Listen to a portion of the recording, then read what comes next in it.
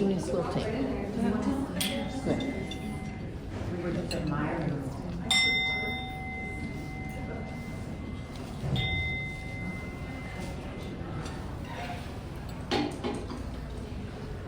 We can thank a good friend of my yoga former yoga teacher who had a role like that to start the session with, and it was wonderful. Welcome everybody to the April Land and Housing Circle Forum. We're really pleased today to be featuring Bridge Meadows. When our church ran the Goose Hollow shelter here, it was one of the very first, I think, shelter to focus on families. And that's been a theme throughout.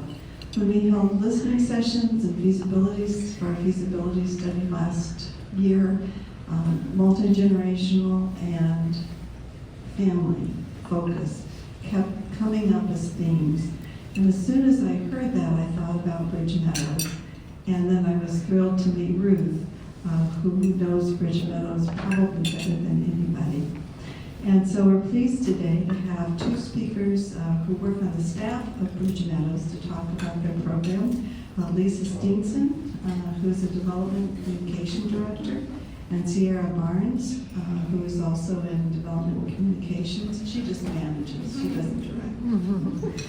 And Lisa has a background in public health, and Sierra joined Bridge Meadows as an AmeriCorps Vista volunteer. So both of them have a lot of focus on health and well-being. In fact, I think, Lisa's a yoga teacher too, in addition to all her other activities. Sierra has served on boards dealing with volunteerism or promoting services. And without further ado, I think I will let them come and talk about Bridge Meadows specifically.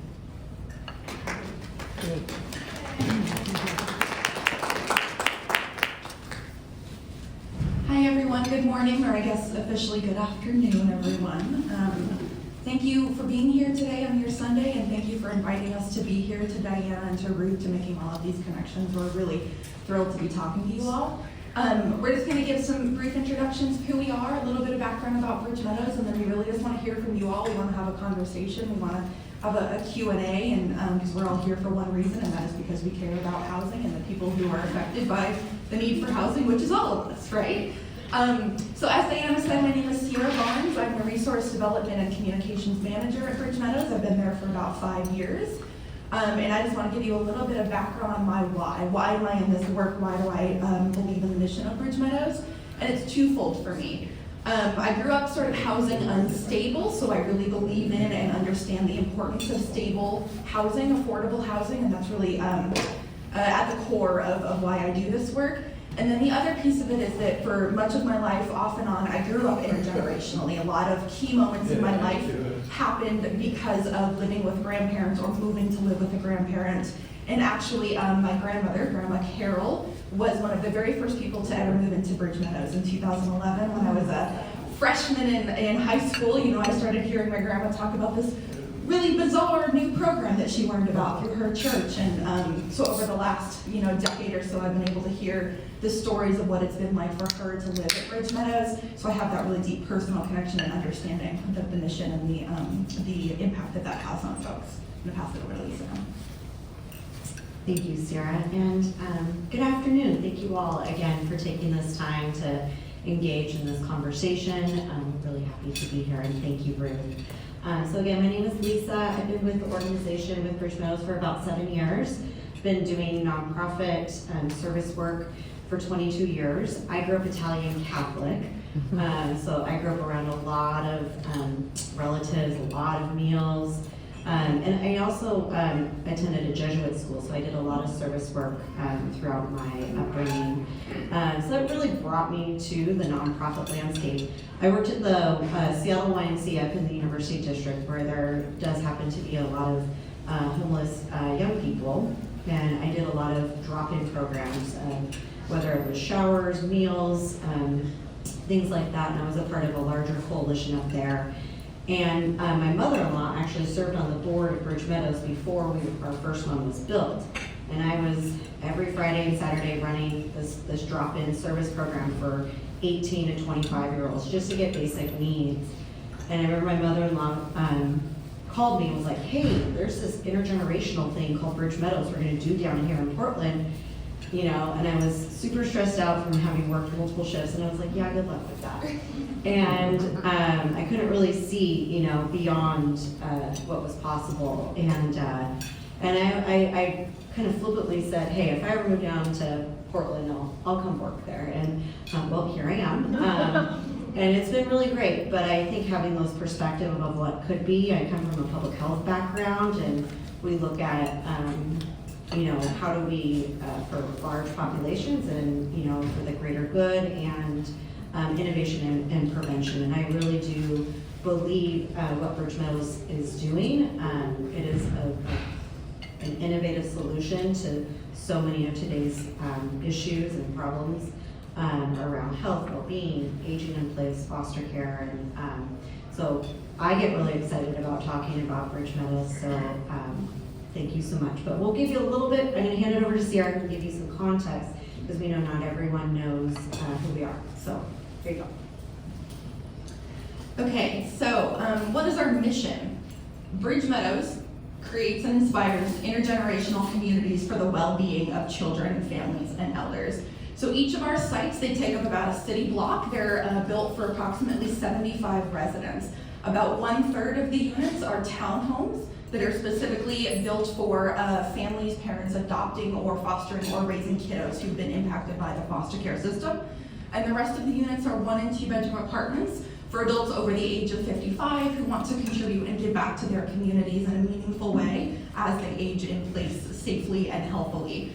So there's been decades and decades of research that are showing the really deep social, emotional, psychological, and economic benefits that come from intergenerational relationships and knowing somebody who's older than you, knowing somebody who's younger than you, and all of the really wonderful things that come from that, as I'm sure everyone in this room probably has a story about what that means for them.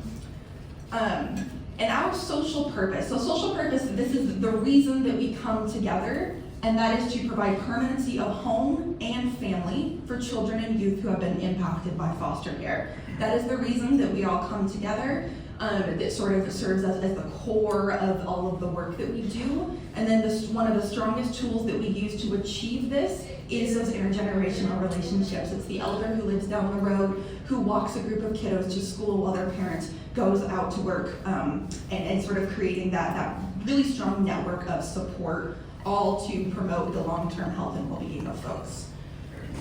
And our vision, what do we see? What does a successful world look like in our long-term vision? And that is to create a world where every child has a home, where every parent has the resources to raise their family, and where every elder is cherished. That's really what we view as being our North Star, so to speak, is to achieve these things for all 3 generations in our society.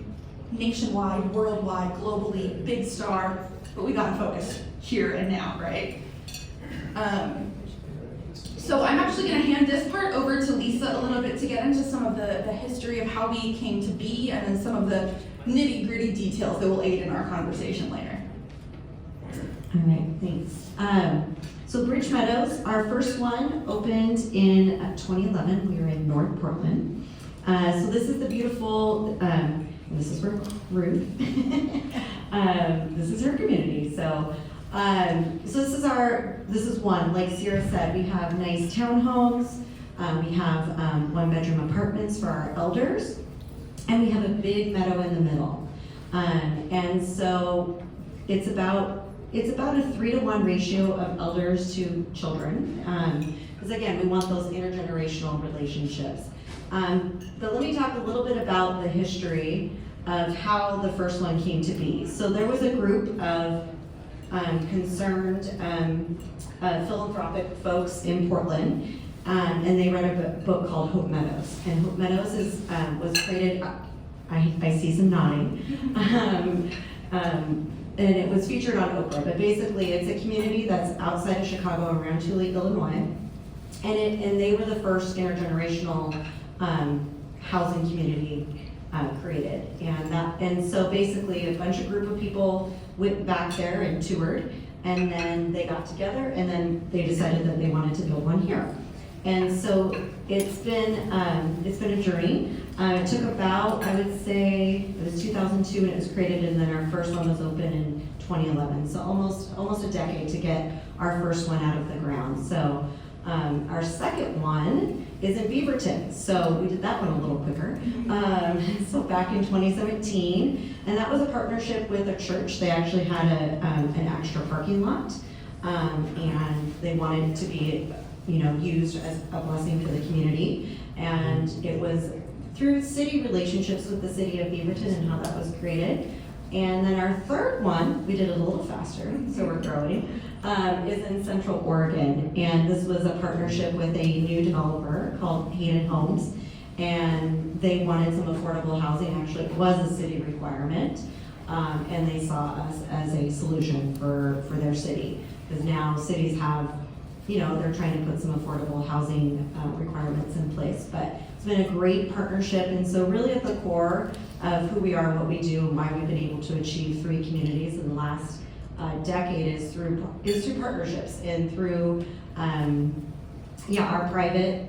So most of them are privately. We do some private fundraising, and then we use some public dollars. And I can get into those specifics in a little bit. But 3 communities. Just wanted to talk about that. And we could stand up here all day and spout all sorts of information at you about the impact, but what really brings it home is hearing from the people who live there, right? So we want to share this really brief video with you all before we continue with the rest of the presentation.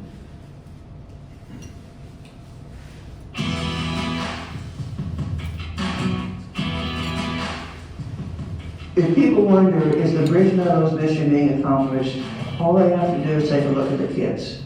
The kids here are thriving.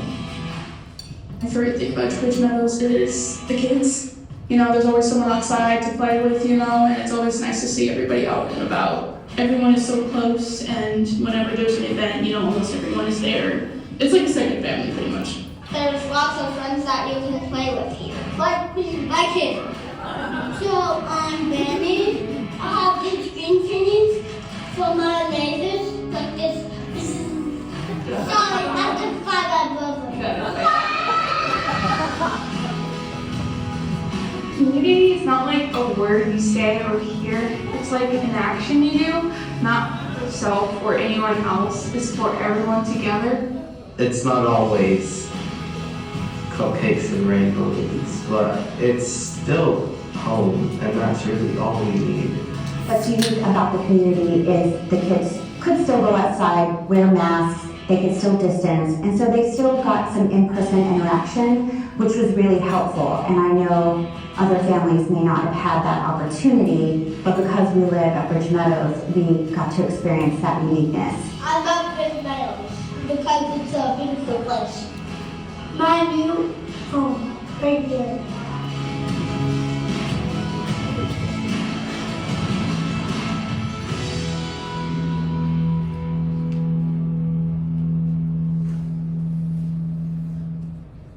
So that's who we are. And you probably noticed that there were a lot of things happening in that video, a lot of activities. There was a backpack, there was a bouncy slide, and that's one of the key components of Bridge Meadows.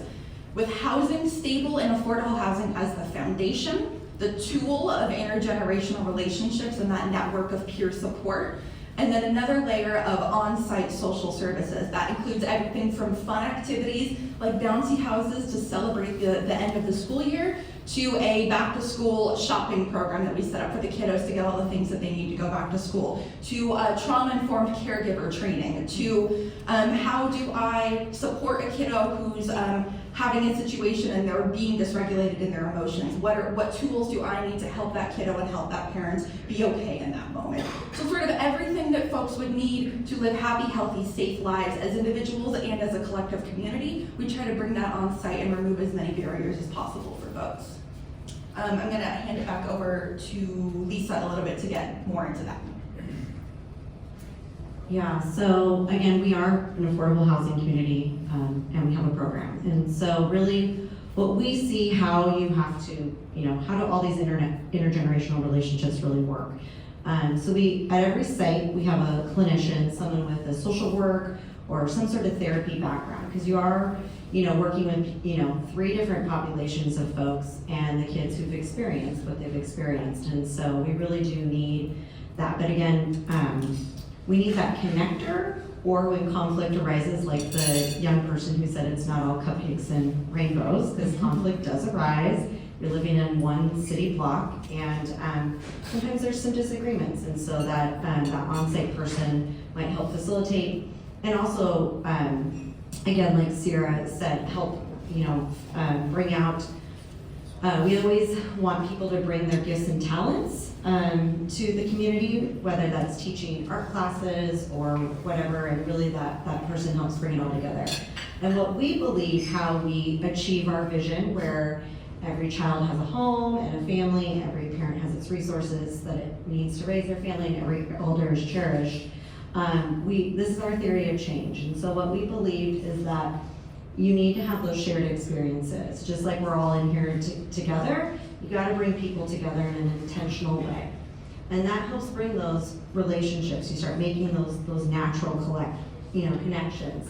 And what that does, and we do have a lot of research and we do a lot of surveying of our folks that live there, it helps increase well-being, whether it's around life satisfactions, resiliency in our kids in particular. We look at emotional and physical health. And what that does is we want everyone to flourish. So we believe that the more shared experiences you have, the more relationships you have, it'll increase your well-being. The Surgeon General came out with a report, many of you might be familiar with, a couple of years ago, that said, social isolation is the pandemic. And it's actually being socially isolated versus smoking a pack of cigarettes a day. And so we all know that we need each other, we need relationships, and we're really trying to, put some structure, but not structure around it, because our model is not a top-down approach. It is, we provide again, like Sierra said, the housing, so everyone has that stability, and then we create the spaces in order for the relationships to happen among the folks that live there. So it's not always us telling them what to do. We're there as support and resources. I just want to add something to that really quick. And earlier I mentioned the social purpose, and that's one of the things that we've learned as Bridge Meadows is pretty unique in this model. As I'm sure you're familiar, there aren't a ton of groups who are doing work like this, although it's steadily increasing. But one of the things that's come out of research is when you gather people together, there needs to be a glue, something at the center that you are all collectively coming together for. If you think about the fact that you're all sitting here today, the glue that you're coming together for is for faith, right? For this room specifically is because you're passionate about land and housing and homelessness and the folks in our neighborhood. And that is why you're all here, so you have that sort of shared understanding that you can then build relationships on and go towards this cycle. I just wanted to add that as a higher level understanding. Sure. Yeah, thanks, Sierra. So again, a lot of our designs, so again, you got to see bits of the, some pictures and a little bit in our videos. We build it on a city block. So we use, in order to build our communities, and I can talk about how we pay to operate them, but design is really important. I think we all know about being intentional. So when we build our communities, we make sure that they're trauma-informed, whether that's lots of lines of sight. So you saw that big courtyard. So we have lots of benches around the middle so that, our elders, when the kids are playing, that there's always a little bit of supervision, parents, things like that through the windows. We use a lot of universal design principles, aging in place, so large walkways, elevators, grab handles, handles in bathrooms that are just ready to go. So we just put all those things in place so that everyone can age in place together. Again, we have a lot of natural features, so our landscape is really, really important. We all know about our connection to nature, and so we are a little different than some other affordable housing groups, and we're all doing good work. I don't want to put anyone down, but we really want those natural play spaces because we believe that it is a healing environment, and so green space is really, really important for us. And that's why we have to do a lot of private philanthropy, because the public dollars don't always cover that. Yeah, again, age and disability friendly, and then sustainable. So we build our communities for 30 years, so we use really, again, because we are able to raise some private dollars, so we make sure that these buildings are gonna last. We do it, we are playing around with solar and all those things. If you have any questions about that, I can happily address that, how you do that as an affordable housing provider. But yeah, I'll pause there. And yeah, so this is some of the spaces. So we want them to be colorful, we want them to be inviting. This is our Redmond community, which every time we build them, we go back to the folks that live there and say, what do you like, what don't you like? And our architect actually sits down and we do a meal, so we really want that feedback loop. I will say our North Portland is very nice, and it's actually getting a little bit of a facelift in a couple weeks. But our Redmond is really the way we want to build them going forward.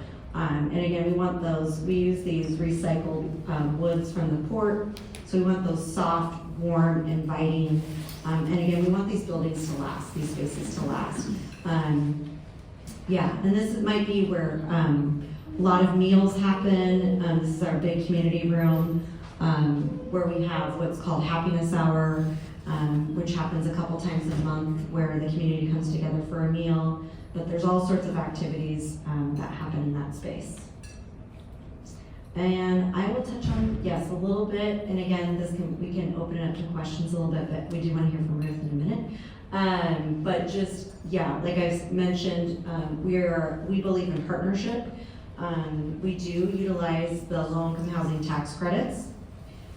I will not be giving a presentation on that today. But happy to send out some resources and stuff. I know you all are going through your discernment process, and happy to send some of that. But we have been able to, for all 3 sites, been able to utilize that program. We're actually going to be building up in Tacoma, Washington, and going to be using, so we're going across the border, because we are expanding, and we'll be using that as well. And we have worked with state and local municipalities, so we use as many funds, public funds, as we can apply for, and that looks different from every project. And then privately, we do have some national support. I don't know if anyone's familiar with the Harry and Jeanette Weinberg Foundation. They've been a big supporter of ours, especially for when it comes to senior housing. They've backed us for all 3 of our projects in a significant way. We get a lot of the other local support here in Oregon from Oregon Community Foundation and Meyer Memorial, Collins, and then individuals. So we've been, again, we really believe that it takes us all to come together. So, and then yeah, I would love to invite Ruth maybe to say a few words about her own personal experience. We can sit here and pontificate what it feels like, but I think hearing from what it feels like to live there would be, and what really happens from the inside. Ruth, are you good to stand, or would you like me to sit? Okay, great. Yeah, I've talked to so many of you. You know that I live there in Bridge Meadows because I have shouted it loud many times. And I moved there about 6 months before Lisa started. So she was exciting of the new person that came at that time. But when I learned about Bridge Meadows was before the building was actually occupied. I was in an evening class, and the lady was waiting for them to finish for her to move in. So once I saw the brochure and saw what it was about, I didn't look for any other place. I just knew that when it came time for me to move, that's a place that I would want to go to. I got my name on the list, and I waited 3 years to get in, and it's still a 3-year wait for people. So what have I found? Well, number one, Sienna's grandmother was one of the people that welcomed me, and she has been a very important part of Bridge Meadows. When I moved in, which was a little over 7 years ago, there were 17 of the original 28 people that were still there. And now today we have 11 of the original people still there. And we have been, now this is just April 1st, we just finished our 13th year. So you can see it's a place that people enjoy staying. For me, some of the special things has been what we have learned through the education that has come to us. I went to a 2-day webinar on trauma-enforced behavior for children. It was incredible, the things that we've learned. We've learned one other seminar I remember we went to was on brain damage caused by drugs with children, and between the knowledge of the brain damage and the trauma induced in watching children, you can pick up a lot of things that you see are actually happening right before you. And the other thing that has been really special to me is the interaction I can have with families and children. One year, well, when I moved there were 2 families, 2 mothers who had 4 children, and they were actually raising their grandchildren. They had adopted them. And I looked at them raising 4 children without a spouse. And I raised 4 children, but I had a husband. When I was tired at night, he would pick up many times, clean the table off and get the children ready for bed. And they didn't have it. They were doing everything. I watched them folding clothes Sunday morning. And to me, what I could do for the mothers was the thing that was really interesting to me. One of the early things I did was one mother had a 4-year-old in preschool, and her 2 elementary school children went to school 30 minutes later. Meant for her to get that daughter to preschool, she had to get all the children in the car and keep them in the 2 others in the car until it was time for them to go to school. So for that year, I was able to take her 4-year-old at 8 o'clock in the morning, which gave her an incredible freedom with other families. And you could just hear story after story of what different adults have done for the families. So the other interaction I have right now is, I guess, incredibly close to one family and their children. And the son just graduated from high school, has started PCC, but this is a child who has had this, brain damage.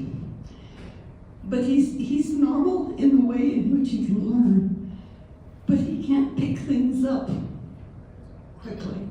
So for him, it's incredibly difficult to get around and do things. And everything has to be taught to him slowly, one thing at a time. And so he's the person that I've been spending the most time with recently. He's big, he's tall, he's dark, long hair, as soft as a lamb, and someone I really enjoy spending time with. The other thing I have is support of other adults around me. I remember one time, a couple of years ago, I got ready to go to a church meeting. I got down, my car had a flat tire, and I had something to do. I went back to my apartment and I called my neighbor, "Can you take me down to church?" And she said, "Right now?" And I said, "Yes." She says, "Oh, okay." And at the same time, I have taken people some places the same way.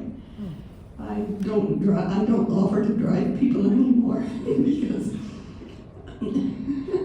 I'm still driving myself. But it's just been a wonderful place of a very comfortable feeling of belonging with our meals that they talked about, and with the kids, some of those pictures of the kids talking. I know those kids, I played with them, and I watched them grow up. One of the girls is graduating from high school this year, and I want to make her a quilt. I am in the process. So, yeah. garden space. Yes, we have garden space. We have 11 garden boxes and families raise their own vegetables and food. Yeah, and I came out and visited around. Thank you, Ruth. Thank you for sharing your story.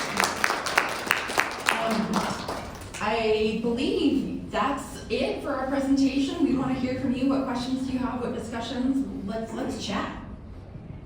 Do you have a head start on site, or how's that working in terms of preschool connection? Oh, like a Head Start program on site? Yeah, or close by, or some kind of interagency relationship. Yes, we have a smart reading that comes on site to the North Portland location, and I believe for the Beaverton location. In terms of deeper partnerships with local school districts, that's still something that we're working on and trying to navigate the systems and what we can do. But a lot of it is like some of our elders in their previous life before retirement were teachers, so they bring those gifts and talents with them with the kiddos. So it's sort of a combination of like official partnerships with those agencies that you're talking about, as well as folks who have that experience bringing it. Oh, goodness gracious. Yeah, I'll just add a little bit to that. So whenever we pick a site, we have a whole due diligence process that we go through, and we do talk to the schools early on. In the beginning, we looked at some of our academic success. Now we're really talking about school readiness. So some things we look at, again, the reading. We do look at some of those outcomes, our kids reading at grade level, but really it's about our kids attending school. Are they attending regularly? Are they reading at grade level? And do they have a friend? And do they have an adult that they can go to? So we're really looking at those things to create the ability for them to learn. So it's been some learning along our way. It's really, you need that stability in order to be ready for school. So one of our other kind of signature programs is we do at all of our sites is a back to school drive. But it has a lot of meaning and intention where we create a lot of excitement about the first day of school, because that can be nerve-wracking for anyone, but especially through what a lot of these kids have been through. And then we basically set up in our community room, we get a ton of backpacks, water bottles, all the things you would need, and the kids get to go shopping for themselves. So we really want to have that dignity around that, because sometimes it's not always easy for our parents to ask for help and support, and so we just want to make sure that they have what they need for day one, ready to learn in the classroom. Could you talk a little bit more about the program for foster students who are leaving the foster program? Oh, sure, yeah. So I'll touch on kind of how people come to us. Maybe that'll help and where the partnership lies. And New Meadows, is that what you're asking about? Oh, are you? Oh. So you don't have foster people who've left the foster system living in apartments at Bridge Meadows? Yes, okay, so let me, yes, so basically, our families get referred to us by DHS, so by child welfare. So when a child enters in the foster care system, they'll have, caseworker assigned, and basically what they'll look for is a relative, so someone of kin. So a lot of, the parents that have come, or families that have come to us are aunts, grandmas raising grandchildren. There's a lot of grandparents raising grandchildren. So they will then get referred, and if we have a home open, then they will move in. We designed our townhomes to have multiple bedrooms. So when we first designed Bridge Meadows, we went to DHS and said, hey, what would be helpful? And a lot of times in foster care, unfortunately, large sibling groups get split apart because you have different housing requirements. In order to be adopted, someone will come in and measure your home to make sure you have enough bedrooms, and so we build the townhomes so that the larger sibling groups can stay together. So that's again around that intention and how we were set up. So all of our families are referred to us with the intention that they will adopt. However, adoption, as we're learning through this process, isn't always possible. So, for example, we do have it is their forever parent, forever family, but sometimes, for instance, we do have some folks that experience some disabilities, they would get some of those services cut if they were to be adopted, and so they stay in a long-term foster care. But we just want to make sure that this is their forever, this is their forever family, or forever home. And sometimes some of our older youth don't want to be adopted, and they will choose a guardianship. So the definitions of family, it's always changing, and so we're trying to move with them. And then the other thing I will say in Redmond, because again, we are a partner with Child Welfare, and we want to be helpful to them. So one of the biggest needs in Central Oregon was reunified families. And so we do have, we're starting a pilot program over there where we have a couple families where they're being reunified with their parents. So we have a mix of grandparents raising grandchildren, some other foster related situations, and then some reunified families. And so we're trying to be adaptive, but it's always changing, so I'll leave it there. And then medical care, how do you help families or individuals? Sure, yeah. So again, our on-site, therapists, we call them community support specialists. So we always try to be a little bit more inviting. But they, again, have some sort of social work background. Most of our families have worked with a case manager, and so they'll get that through, those means, but our on-site folks are there to help. Some of our parents in the beginning, I will say, if you're bringing on 4 children, a lot of times those parents in the beginning are not working. A lot of them have been able to go back to work. Some of our, well, maybe Ruth can even speak to this, some of our, or Sierra, some of them have gone back to get advanced degrees, gone back to school, and things like that. So sometimes it can come through their private employer, or a variety of different things. And then our elders come to us on their own. So our families are referred to us through child welfare, and then our elders, they apply like you'd apply anywhere else to live. So I just wanted to clarify that.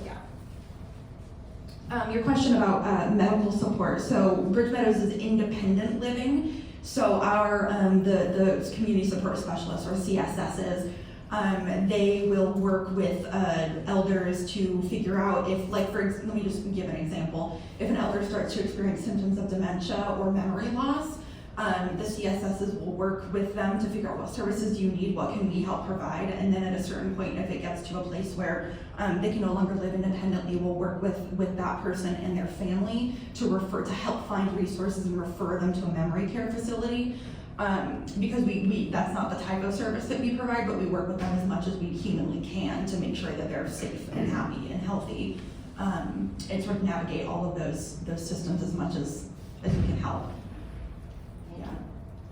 So all of the families are in some kind of foster care situation. You don't have any natural families with their own kids that just rent there? A little bit of both, believe it or not. So all of the townhomes, to live there, you have to be in some way related to the child welfare system. So there are, one of the families that was referenced, is raising 4 children. There's an additional child that is a bio child. So raising their biological child in addition to raising these other 4 kiddos that they've scooped up from the system. So there are some mixed families, but to live there, you have to be in some way involved with child welfare. And the last question is, who pays for the CSS? Where do you get that funding? Yes, so again, we opened 13 years ago. So for the first 10 years, it was all private. So it was fundraising. So you're looking at the 2 fundraisers right here. And so it was a lot of grants, a lot of corporate sponsors, and we throw an event that we raise money at. So for the first 10 years, we did that ourselves. In the last 3 years, we have been able to work with child welfare, and we are on a 3-year partnership with them where it is grant funds from the state now. So we now, as we are expanding, we'll get some of those supports underwritten in the future. But we do a lot of private philanthropy. You said that you built for 30 years. Is that referring to the buildings itself, or is it a reference to the tax credit program, or just? Yeah, so, sometimes in affordable housing, we use very high quality standards in our building, so, and our architect. So that is something that we pride ourselves on, that we are building these for the long term. Not all affordable housing providers tend to do that, so that's why I like to point that out. Other questions? Yeah. What do you need? It sounds like you need money. Sounds like you need foster families sometimes. But for instance, we have many women's groups here at church. I'll speak for myself. I have no desire, no background to be a foster parent. I'm not independently wealthy, but I have a lot of time and talent and compassion for kiddos who've gone through foster care and moms who are trying to do it alone. Are there any ways that we could help other than be on the side? Can we support you in any other way? Sure, yeah, I think I mentioned, so we kind of have 3 signature kind of things where we, go out to the community and ask for. So our back to school drive is always something that we're looking for to help support. We do, again, at all 3 sites, we do a big party when we want to make sure every kid has a backpack, water bottle, things like that. So that is always, again, we want to set up these kids for success. At the holidays and end of the year, we want to make sure that every elder is cherished, and that is something we're always expanding on. And so we do a variety of gift cards, and then for our families, we make sure that every child has one wish fulfilled. And so those are some real tangible things. I'd say some other things, we're always looking for art supplies, sporting equipment, things like that, because they just burn right through them, you know how kids are. And so we're always looking for extra just activities that kids, families, and elders can use together. So donations like that are always appreciative. I would say in the bigger picture, we're, like Ruth mentioned, there's a 3-year waiting list. We can't build these fast enough to meet the need. We know we're in an affordable housing crisis, and we need a variety of different solutions. We are about, supporting families and kids and elders. And so a lot of our work, because we've been around for a while and we are an innovative solution, we've been really trying to help influence on an advocacy level. And so we work with statewide, nationwide. We would love for there to be an intergenerational funding. So when we go to that big, scary tax credit world, that we have a lot of professionals that help us on that, we technically have to check a box that says senior housing. So we're technically a senior housing with an on-site program. We would love for there to be an intergenerational bucket. And so on a national level, we're trying to advocate because, the way that we're designing is we're still keep people pretty siloed in many ways, in the way that we're designing communities and things. And so we would also, and the other thing I will say is housing vouchers. So I don't know if you all are, I know you all have talked to some other, Path Home and some other groups, but advocating for more housing vouchers, because there's families who need those now, is always something that we would recommend. And that's not just for us, that's for any family out there, many organizations.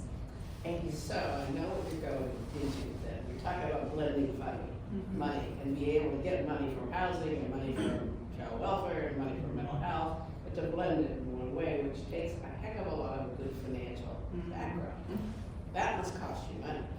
So how are you able to afford the kinds of, I call them green eyeshade people, but can actually take money from insurance companies and other places and put them all together, and you've got to account for them, and it makes you crazy. So how do you afford that? That's a high level CFO. Oh, yeah. Well, Yeah. she starts tomorrow. Yes, we actually have a new CFO person starting tomorrow. So,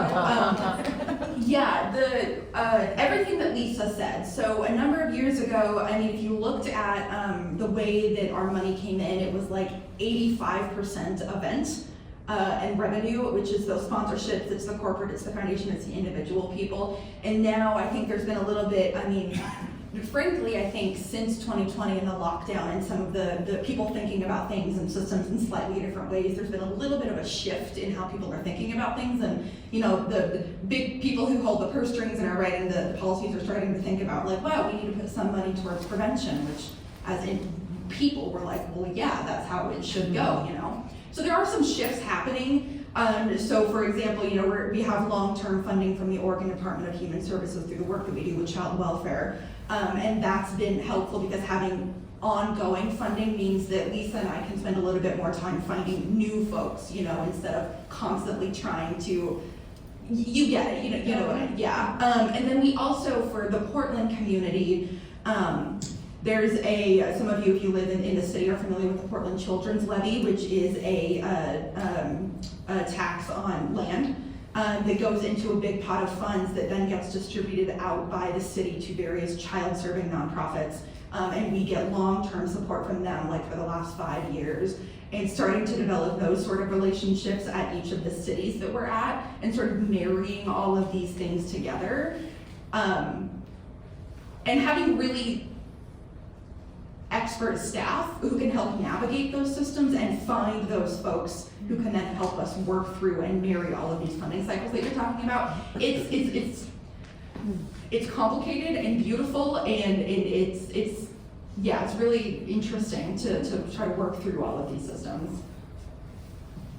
We have a board of directors, so as well. So we have a lot of folks who've worked in affordable housing, general contractor, Walsh Construction. We have a lot of folks. So we've been very grateful to take a lot of pro bono. Yeah. But as we're growing, we do need those in-house experts. So a lot of times we use contractors and things until we're ready to bring them on full-time. Again, looking at that sustainability from not only a building side, but a financial end. But going to also the bigger question around like systems and markets. I mean, the reality is the housing problem we're in is affecting every area. It's affecting business, the hospitals, who's showing up in the emergency rooms and things like that. Medicaid is now giving out some short-term 6-month vouchers. So there are some other things happening, and again, that's what we're trying to advocate on a larger scale, because it's a crisis we're all in, and so I'm glad to see that the health industry is showing up in a different way. Again, I come from a public health background. Some of the earlier dollars in our history as a country came from some of those buckets, so maybe we need to get back to it because the system's just costing a ton, and we need to cover housing first because we can't work on any of this other stuff. So. Did you get your land donated for these 3 places? Yes. So, well, yes and no. The first one, North Portland, was an old school site, and so the City of Portland Commissioner Dan Saltzman, who actually is on our board now, has been helping us with a lot of our advocacy work on a statewide and national level, was able to get that donated. So we leased the land for $1 a year for 100 years. We just paid it off last year. 99 years. So 99 years, yes, 99 years. So that was a wonderful, again, example of a public-private partnership. Beaverton, let's just say we got that parking lot for very below market rate. We did pay a little bit because the church needed some funds, and that was rolled into our bigger application, so we did purchase it. And then same with Hayden Homes in Central Oregon. Our site up in Tacoma is a partnership with Tacoma Housing Authority, and that will be a lease situation. So it just really depends. We're actually looking in Clackamas County for a piece of land and going this week to a site. So they come from all different directions. We have had land donated to us that they wanted to be at Bridge Meadows. The land didn't work, but the family was able to sell the land and give us the proceeds. And that actually was the seed money to get a lot of this stuff out of the ground. Do you want to mention developer fees? That might also address both of these. Sure, and also, yeah, we do get a little bit of our, nowhere near what a for-profit developer would get, but when we do build them, we get a little bit of a kickback for our time and energy after the whole project is closed out, but in the grand scheme, it's kind of pennies. Yeah. Yes. Give us an idea when you say affordable housing, what do these people pay? How do they qualify, and what are the different rent tiers? Sure, yes, everyone does pay, I will say that, Sarah can say the way. Yeah, without getting too into the nitty-gritty details, because then we'll be here for 1.5 years, but generally we do 30%, 50%, and either 60 or 70% of the area median income, and that's what the rents are based on. So for example, if the area median income for Multnomah County is $75,000, the 30% unit will be 30% of whatever that area median income is, and that will be what their rent is based on. Those percentages change a little bit depending on the tax credits, depending on the funding, depending on the location that you're in, but that's generally the way that that operates. And to qualify, like the elders, you have to be, you have to meet an income threshold, and same with the families, in order to qualify and move in. Does that answer your question, my friend? Townhouse rents. I'm sorry. No worries. So I would say six to 900 for some of the elder units range, because there's a couple 1 and 2 bedrooms. And again, like Sierra said, it's again, it's that range, so between 6 and 900. Our family townhomes anywhere from 800 to like 1,800, depending on the number. Yeah, and then we do have a couple Section 8 units as well. Yeah. So it is real mix. Our goal would be to have everything have everything in between that and some market rate. Because we have a lot of people who actually want to live in Bridge Meadows and can't because they're above that. And so we are playing around with that idea, but more on that later. Yeah. So it's way below market. Yes, in Portland, we actually outright own all of it now. So we do have a little control over what we can set some of those at. Yeah. What's your plan to replace the tax credit as they age out? That's where Our CFO starts tomorrow. That is an excellent question. Yeah, I'm not sure how to answer that. So, yeah. What is your total staff? I'm gonna say 16. Yeah. We're in the process of hiring people, so 16 right now. So we have our executive director and an associate director who does all of our programming. I do kind of all of our external affairs with Sierra, and then we have our program team, and then we did bring in, so if you all are in the affordable housing world, or if you ever own a piece of property and rent it out, you all probably know property management is a lot. And so we have worked with a couple different vendors, and we actually decided to bring in our own housekeeping services and maintenance services ourselves. Because again, you saw our communities and we want to hold them to a certain standard.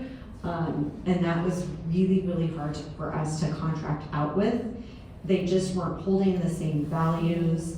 And just, yeah. And so that is something we are just underwriting ourselves to make sure that they are beautiful and clean and at a level, and we know it's still a work in progress. Ruth, we always hear from the residents, but it's vastly better, that will be something we will always continue on. So 16 of us, some operations, and then Sierra and I are external, trying to get the word out there and raise money and build more of these. And 19 board members. 19. Yes, 19, yes. Other questions? Mark. Thank you all for your time. Oh. Yeah, so thank you. So yeah, I briefly mentioned New Meadows. I'll touch on that really quick. So in 2015 or somewhere around there, we partnered with New Avenues for Youth, which if you're not familiar is a homeless youth serving nonprofit based here in Portland. And we saw that there was this need for youth who were aging out of the child welfare system without a home or a family to go to. They were never adopted, you know, in that 17 to 21 year range, and they were falling through the gaps and ending up in, you know, I mean, in our incarceration institutions, in on the streets, in hospitals. So how do we capture those folks and support them? So we partnered with New Avenues for Youth to open New Meadows, or the Dorothy Lemelson House in New Meadows program is the full name, after dear Dorothy Lemelson, who was a local philanthropist here. And that facility, that program is kitty corner to Bridge Meadows, North Portland. It's like a block away or less. And it is 15 studio and 1-bedroom apartments specifically for youth 17 to 24 who don't have a home and they've aged out of the system. So that's a landing place for them. They get on-site services. There's an RA who lives on site. There's a therapist staff member who is on site to support them with connections to find jobs, education, any sort of skill building, therapy services, that sort of thing. And then if there are any young parents who are living there, then they offer services, and some of those young parents will get child care services from the elders at Bridge Meadows, North Portland, and sort of building that bridge a little bit. So that's just another one of the programs that we've started to try to address this issue at a bigger level. Yeah, thank you all for your time. We really appreciate it.